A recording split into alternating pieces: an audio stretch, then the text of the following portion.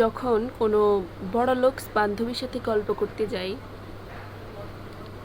তখন গল্প করতে করতে এক পর্যায়ে তাদের জিনিসপত্র দেখানো শুরু করে।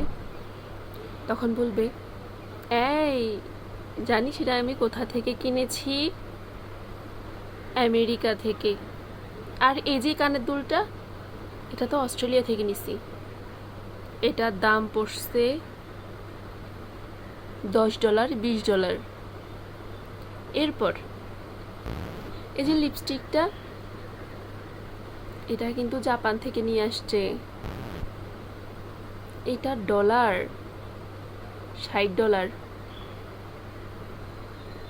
যাই হোক, এগুলো আবার কি বলবো, শুনে আর আমারটা বলার কি মুখ থাকে?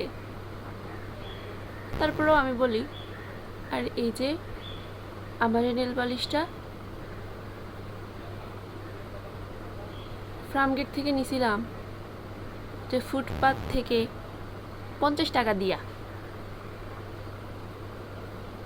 এরপরে লিপস্টিক, এটা তো ওই আমগো এলাকায় বসুরহাট থেকে নিছি, সেম দাম $50।